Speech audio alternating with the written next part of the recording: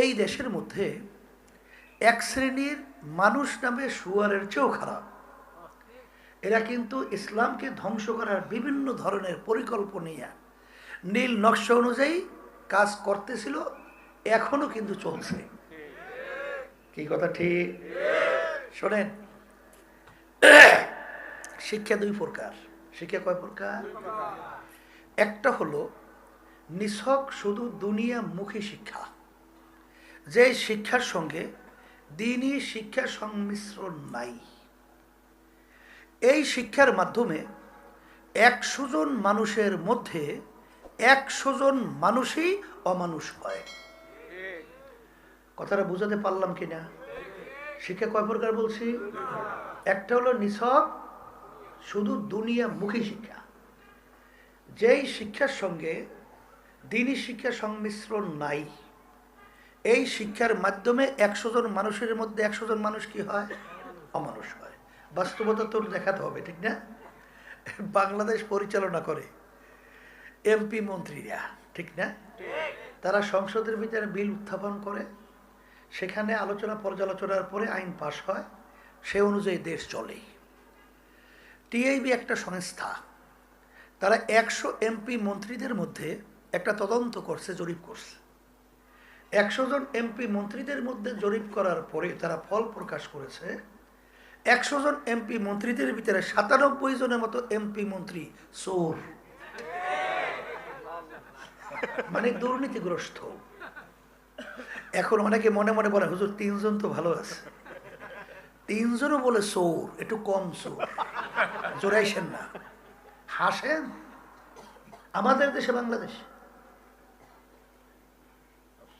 এই মানুষ নামে অমানুষদের পরিচালনায় তাম দুনিয়ার মধ্যে ছোট্ট একটা সুন্দর দেশ বাংলাদেশ, একবার নয়, দুইবার নয়, 5 বার তাম দুনিয়ার মধ্যে চোরের দিক থেকে ফার্স্ট হয়েছে। কোন দিক থেকে?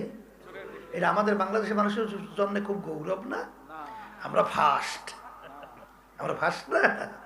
যদি বাংলাদেশের মানুষ বিদেশে যাওয়ার পরে জিজ্ঞেস করে, এই কোন দেশের লোক, যদি বলি বাংলাদেশ, তখন বলে চোরা গো, দেশের লোক আসছো। কি ভুল বলছি না ঠিক বলছি? আপনারা আমি তো হাসি, ওরা তো লজ্জা পায়। কথা ঠিক না?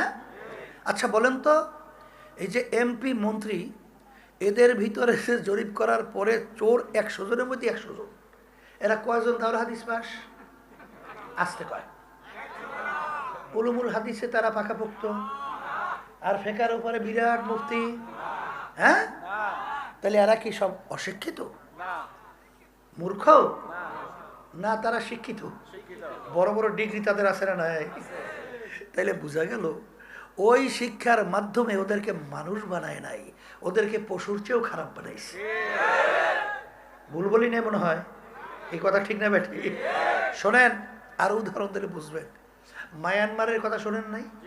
কয়েক বছর পূর্বে নির্দোষ আমার মুসলমান ভাইদেরকে, আমার মা বোনদেরকে, আমার ছোট মায়ের কোলের বাচ্চারা দুধ পান করতেছে, মায়ের দুধ পান করতেছে।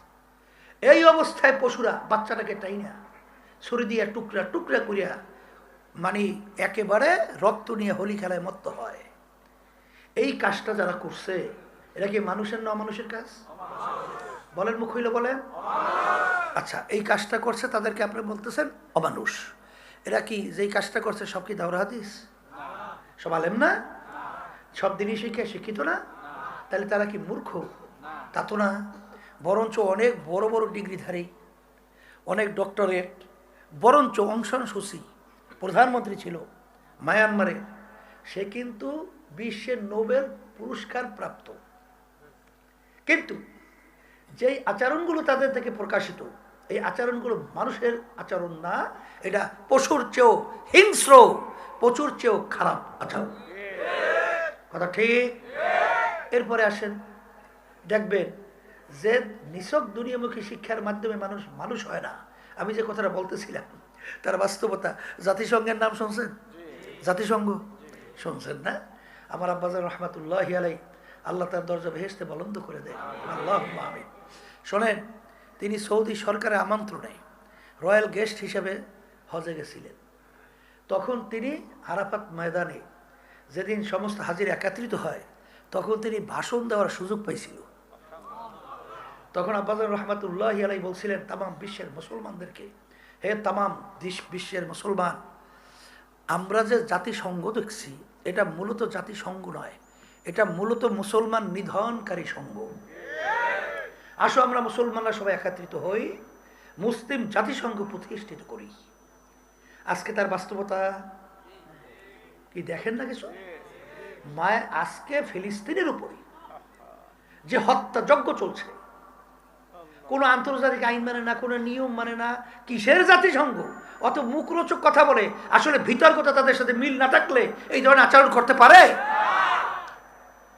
আমার ছোট ছোট বাচ্চারা, আমার মা বোনদেরকে এইভাবে বিনা অপরাধে এই বোমার পর বোমা ফেলাইয়া সব ধ্বংস করে ফেলতেছে।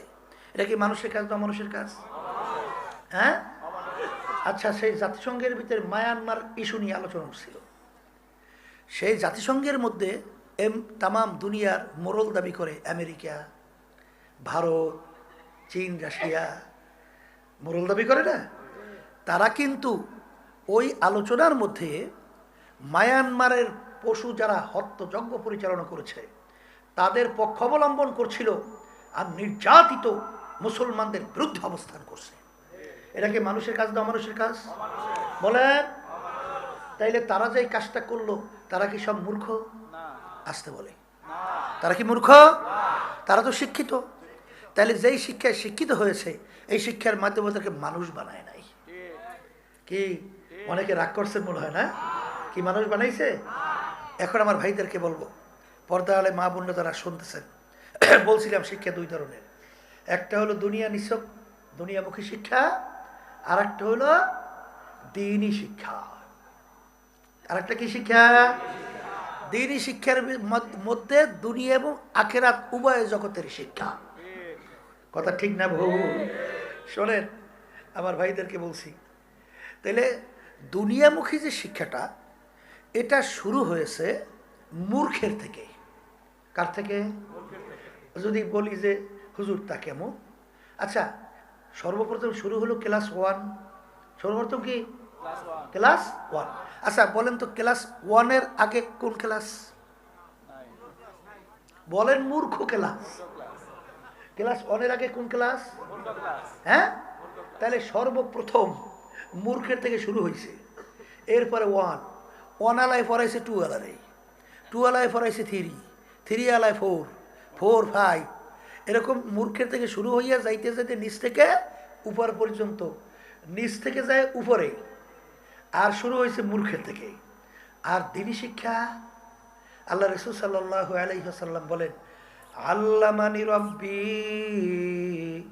ফা আহসানা তালিমি, আমার মালিক আমাকে শিক্ষা দিয়েছেন, সেই শিক্ষাটা কত উত্তম শিক্ষা। তাহলে দ্বীনি শিক্ষার ওস্তাদকে আল্লাহ। বলেন, মুখ খুলে বলেন স্বয়ং আল্লাহ রাব্বুল আলামিন। কথা ঠিক কিনা? এই শিক্ষাটা কত উত্তম। এই শিক্ষার মাধ্যমে মানুষ মানুষ হয়, মানুষ আশরাফুল মাখলুকাত হয়, মানুষ সৃষ্টির সেরা হয়। ভুল বলছি না ঠিক বলছি? এই বাস্তবতা উদাহরণ আমি অত দেবো না। এর জন্য অনেকে আবার মনে করতে পারেন হুজুর তাহলে ইংরেজি বাংলা এটা শেখা কি হুজুর নিষেধ? না। আল্লাহ রাসূল সাল্লাল্লাহু আলাইহি ওয়াসাল্লাম বলছেন, তলাবুল ইলমি ফারিজাতুন আলা কুল্লি মুসলিম, প্রত্যেকটা মহিলা পুরুষ তাদের ইলমে দ্বীন শিক্ষা করা ফরজ। আমার মুসলমান বাজানদেরকে বলবো, আপনাদের এলাকায় এই দ্বীন শিক্ষার একটা মারকাজ আল্লাহ রাব্বুল আলামিন কবুল করছেন। সবাই আলহামদুলিল্লাহ বলেন না? এখন আপনাদের দায়িত্ব কি এটা বিরোধিতা করবেন? হ্যাঁ, এক শ্রেণী কিন্তু আমার বাজানরা আছে, বুঝে করে না বুঝে করে তা জানি না, তবে বিরোধিতা করে। ঠিক কিনা বেঠি? শোনেন, আপনি যদি বিরোধিতা করেন আল্লাহর হুকুমের বিরুদ্ধে আচরণ করবেন। কার হুকুম? আল্লাহ কি বলছেন? ওয়াতাআওয়ানু আলাল বিররি ওয়াত তাকওয়া ওয়ালা তাআওয়ানু আলাল ইসমি ওয়াল উদওয়ান। তোমরা ভালো কাজের সহযোগিতায় থাকো, খারাপ কাজের বিরোধিতায় থাকো। ভালো কাজের সহযোগিতা করো, খারাপ কাজের বিরোধিতা করো। কথা ঠিক? এখন এই যে দিনই প্রতিষ্ঠানটা আল্লাহ কবুল করছে আপনাদের এলাকায়, এই জন্য তো আপনাদের গর্ব করা উচিত। এখন গর্ব অর্থ কি? সহযোগিতা, সব সময় আন্তরিকভাবে এর সাথে লাগিয়ে থাকবেন।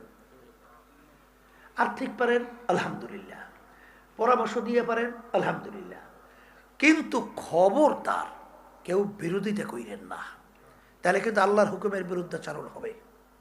কথা ঠিক? এই দিনই শিক্ষার মাধ্যমে মানুষ মানুষ হয়। তার বাস্তবতা আপনারা জানেন যে ইসলামী নীতি আদর্শটা এবং বিদেশিদের পাশ্চাত্যের যে নীতি আদর্শ, দিন আর রাত্র পার্থক্য। আমি গেছিলাম সিলেট, সেখানে একটা লোক খুব বড় ধনী কিসেমের, এবং লোকটা খুব ভালো মনের, খুব বড় ধনী, থাকে তার ফ্যামিলি সহ সব আমেরিকায়। তার সিলেটে অনেক সময় যাওয়ার পরে দেখা হয়। সে গেলে এমন খেদমত করে, তা আমি একদিন জিজ্ঞেস করি, ভাইজান আমি দেখি আলেমুলামাতে খুব খেদমত করেন মাশাআল্লাহ, আপনার ছেলে সন্তান কয়জন? তা মেয়ের কথা কয়জন বলছে তা স্মরণ নাই, তবে ছেলের কথা বলছিল 2 জন। আমি বলছিলাম ছেলেরা কোথায়? বলে হুজুর বলতে পারি না। আমি মানি বলতে পারেন না? মানি আপনার ছেলে আপনি বলতে পারেন না? বলে হুজুর ওই পাশ্চাত্য দেশের নিয়ম হলো ছেলে এবং মেয়েরা যখন বড় হয় তখন তাদের নিজের খেয়াল খুশি অনুযায়ী যেদিকে ইচ্ছা সেদিকে চলে যায়, বাপমা বাধা দেওয়ার কোনো আইন নাই। যদি কোনো বাপমা বাধা দেয় আর ছেলে সন্তান যদি অভিযোগ করে, তাইলে আস্তের উপর তাকে হ্যান্ডকাপ লাগাইয়া জেলের মধ্যে নিয়ে যায়। এখন ছেলেরা কোথায় গেছে হুজুর বলতে পারি না। এটা কোনো নীতি আদর্শ না। এটা কি পশুর মতো না? আপনাদের এলাকায় কুত্তা আছে? আসতে কয় কুত্তার বাচ্চাটা হয়তো না আছে। কুত্তার বাচ্চাগুলো যখন একটু বড় হয়, ও মার সঙ্গে সম্পর্ক আর থাকে বাপের সঙ্গে, তাহলে কুত্তাটা বড় হওয়ার পর বাপ মার সঙ্গে সম্পর্ক নাই। আপনাদের এলাকায় গরু আছে, গরুর বাচ্চা যখন বড় হয় ওর বাপ মার সঙ্গে সম্পর্ক কি? আসতে বলে। তো এখন ওদের নীতি আদর্শটা কোনটা হইল? ডাইরেক্ট পশুর মতো না? আসতে বলেন। আরে ওদের কোনো নীতি আদর্শের ভিতরে শান্তি তো নাই, বরং অশান্তির কোনো শেষ নাই। ওরা বলে ওরা শান্তির প্রতীক, আসলে অশান্তির প্রতীক। তামাম দুনিয়ার ভিতরে ইতিহাস দেখবেন সবচেয়ে যে বেশি আত্মহত্যা হয় সেই দেশটার নাম হলো আমেরিকা। কথা বুঝলেন নাই? যদি শান্তিই পেত তাহলে আত্মহত্যা বেশি কেন? আত্মহত্যা কখন করে? যাদের ইমান নাই। যখন অশান্তির চরম পর্যায়ে পৌঁছে যায় তখন আত্মহত্যা করে। তাহলে সেই দেশটার নাম কি? আমেরিকা। তাহলে খুব শান্তিতে আছে না? আসতে বলে। ওরা বিদ্যা আশ্রম বানায়। আমাদের দেশে খড় চেনেন? খড় চেনেন তো? ওই যে গরু ছাগল যদি ফসল খায় তখন নিয়ে সরকারিভাবে খড়ে আটকায়। আমি তো চেয়ারম্যান আছিলাম, বলছি আমিও খড় বরাদ্দ দিতাম, ইউনিয়ন পরিষদে খড় দিতাম। তো এই খড়ের ভিতরে পশু ছাগল আটকায়। তাই ওদের দেশও খড় বানাইছে। ওই খড় কিন্তু কোনো গরু ছাগল আটকায় না। বাপমা যখন বুড়া হয় তখন ওই বাপমাকে নিয়ে বোঝা মনে করে, তখন নিয়ে তাদেরকে ওই খড়ের ভিতরে ফেলাই রাখে। এটা মানুষের জীবন? আসতে বলে মানুষের জীবন। তাই এক শ্রেণী মুসলমান ওই জীবন নিজেদের ভিতরে বাস্তবায়নের জন্য পাগল হয়ে গেছে। আমাদেরকে এক পর্যায়ে বলে যে হুজুররা এই দেশটারে খাইল, মানে হুজুররা বাধা দেয়, এটা করা যাবে না, ওইটা করা যাবে না, এই চলতে হবে। এখন হুজুররা এই দেশটারে খাইছে, ও ল্যাংডা হইতে পারে না, কুত্তা ছাগলের মতো চলতে পারে না, এই হুজুররা বাধা দেয়, এই জন্য দেশটা হুজুররা খাইল। কত বড় জুলুমের কথা! দেশ চালাইল প্রেসিডেন্ট থেকে এলাকার চৌকিদার পর্যন্ত খাজুরেরা। কারা চালাইল? দেশ বলে খায় হুজুরেরা। এক জুলুমের কথা না? বলেন, দেশ আমরা চালাইলাম না, দেশ চালাইলি তোরা, আর দেশ খাইল হুজুরেরা। আর দেশ যে কারা খাইছে তা তো আমরা পেপার পত্রিকা খুললি দেখি, শুধু খায় নাই, যোগাযোগ করে ফেলছে। এখন দেখেন না কি সুন্দর আমল নামা বেরিয়ে দিয়েছে। বুঝেন না এই কথাটা? এই দেশ বলে হুজুরেরা খায়, আসলে মূল ব্যাপারটা তো বুঝেন নাই। মূল ব্যাপারটা হলো এই, ওরা হলো গরু ছাগলের মতো চলাফেরা করবে। ওই পাশ্চাত্য দেশগুলো প্রেসিডেন্ট থেকে শুরু করে এলাকার চৌকিদার পর্যন্ত কেউ দাবি করতে পারে না সন্তানটা আমার। সব যারো যে ভরা, হারামে আরাম আছে? হ্যাঁ, হারামে আরাম নাই। আর ইসলাম নীতি কি শিখায়? এই বাপ মার সঙ্গে এরকম কোনো ব্যবহার করবে না যে ব্যবহারের মাধ্যমে তারা কষ্ট পায়, কষ্ট দেয় কোনো শব্দ বের হয়, আহ ও, এই ধরনের আচরণ করা যাবে না। সাহাবায়ে কেরাম বলেন, আল্লাহ রাসূল সাল্লাল্লাহু আলাইহি ওয়াসাল্লাম, বাপ মা যদি আমাদের উপরে জুলুম করে, অন্যায় করে, অবিচার করে, তাহলে কি আমরা তাদের সাথে খারাপ ব্যবহার চলবে না? আল্লাহ রাসূল সাল্লাল্লাহু আলাইহি ওয়াসাল্লাম বলেন, এ মুসলমান, মুসলমানের ঘরে জন্মগ্রহণ করিয়া আজকে মুসলমানের রাস্তা ছাইরা, মদিনার রাস্তা ছাইরা হয়েছে এখন আমেরিকাপন্থী আর বিজাতিপন্থী। হ্যাঁ, আল্লাহ রাসূল সাল্লাল্লাহু আলাইহি ওয়াসাল্লাম বলেন, ওয়া ইন যালামাকা ওয়া ইন যালামাকা ওয়া ইন যালামাকা, বাপ মা যদি তোমাদের উপরে জুলুমও করে, জুলুমও করে, জুলুমও করে, অন্যায় করে, অবিচারও করে, তারপরেও তাদের সাথে এরকম কোনো আচরণ করা যাবে না যে আচরণের মাধ্যমে বাপ মা কষ্ট পায়। এরকম আচরণ করা যাবে না। এই নীতি আদর্শ শিক্ষা দিয়েছে কোন নীতি আদর্শ? বলেন না। এই ইসলাম মুসলমান ছিলাম না। আমার আব্বাজান রহমতুল্লাহি আলাইহি চরমনার জমিনে ঘুমাই আস, আমার আব্বাজান বললেন, আফসোস আজকে আমরা ইসলাম কি জিনিস দেখাতেও পারলাম না, বুঝাতেও পারলাম না। আর এই আফসোস নিয়ে আজকে আল্লাহর কত চরমনায় মাটিতে ঘুমাই আস। ইসলাম কি জিনিস মুসলমানই চেন না। যেই কথা আমি বলতে চাইছিলাম, এইটা ইসলাম শিখায়। কথা ঠিক কিনা? আপনারা জানেন যে আল্লাহ রাসূল সাল্লাল্লাহু আলাইহি ওয়াসাল্লাম মেম্বারে পা রাখছেন, বললেন আমিন, পা রাখলেন আমিন, পা রাখলেন আমিন। সাহাবায়ে কেরাম বলেন, আল্লাহ রাসূল এরকম আমিন বলতে মেম্বারে পার অবস্থাকে তো শুনি নাই। আল্লাহ রাসূল সাল্লাল্লাহু আলাইহি ওয়াসাল্লাম বলে, জিবরাইল আমিন আসছে, 3টা দোয়া করছে। কয়টা দোয়া? বলেন বলেন। এই জিবরাইল আমিন আসছে, 3টা দোয়া করছে। আল্লাহর হুকুম ছাড়া জিবরাইল আলাইহিস সালাতু ওয়াস সালাম আসতে পারছে? তাহলে কে পাঠাইছে? আল্লাহ পাঠাইছেন। দোয়া করছে, দোয়া আল্লাহ শিক্ষা না দিলে জিবরাইল আলাইহিস সালাতু ওয়াস সালাম দোয়া করতে পারে? তা দোয়া শিক্ষা দিয়েছে কে? আল্লাহ। পাঠাইলেন আল্লাহ, দোয়া শিক্ষা দিলেন আল্লাহ। এই মাধ্যম বানাইলেন দোয়া করার জন্য সবচেয়ে সম্মানিত ফেরেশতা জিবরাইল আলাইহিস সালাতু ওয়াস সালাম। আমিন বলাইলেন কার মাধ্যমে? আল্লাহ আপনি কবুল করেন। সরদার দো জাহান মুহাম্মদুর রাসূলুল্লাহ সাল্লাল্লাহু আলাইহি ওয়াসাল্লাম। 3টা দোয়া কবুল হওয়ার ভিতরে সন্দেহ কত দূর? আসতে কয় আছে? তাহলে দোয়া তো কবুলই হয়ে গেছে 3টার ভিতরে। এই 1 নম্বর, রমজান মাস পাইল, সুযোগ পাইও যদি তার জীবনের গুনাহ মাফ করাইয়া নিতে না পারে, ধ্বংস হোক। আল্লাহ রাসূল সাল্লাল্লাহু আলাইহি ওয়াসাল্লাম কি বলেন? আমার বাজানদেরকে বলি, সামনে কিছুদিন পর কি আসতেছে? আবার বলেন, আবার বলেন। এই রমজান আসার পরে এক শ্রেণীর বিশেষ করে ঢাকার মধ্যেও আছে, দিনে দুপুরে খাওয়া দাওয়া করে। আছে না নাই? এ কপাল পোড়া, রমজান মাসের রোজা আমি ফরজ করছি? কোনো আলেম, কোনো পীর, কোনো মুফতি, কোনো মুহাদ্দিস না, কার হুকুম? আবার বলেন। তাই তুই দিনে দুপুরে খাইয়া কার সাথে চ্যালেঞ্জ করো?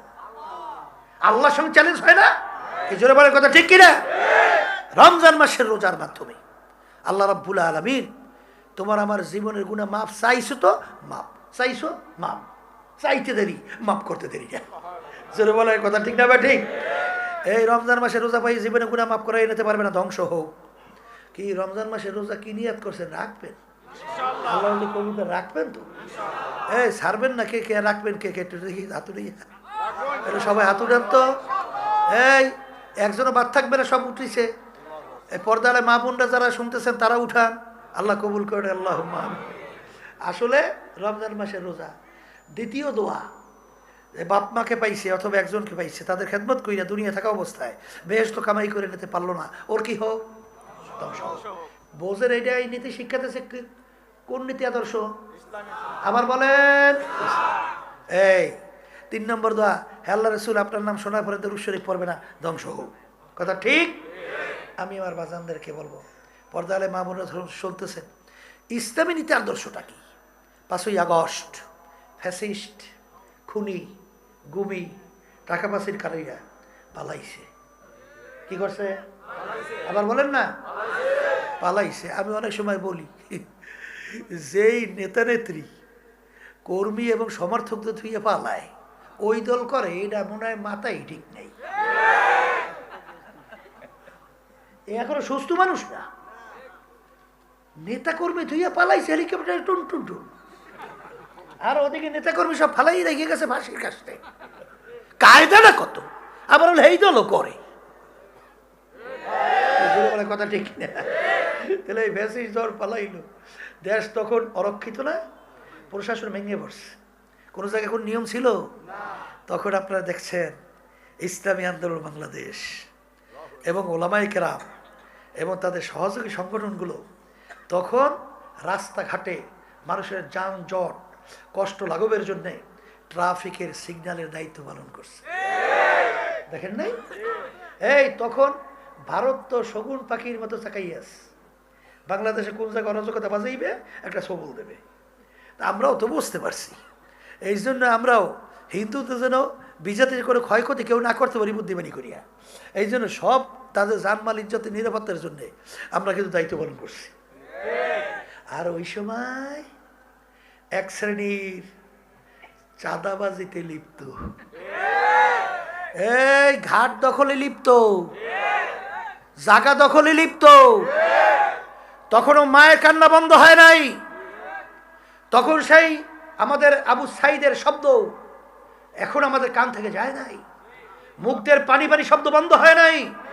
মা বলতেছিল আজকে কয়েকদিন পর্যন্ত আমার সন্তান আমাকে মা বলে ডাকছে না, সেই কান্না এখনো রক্ত শুকায় নাই।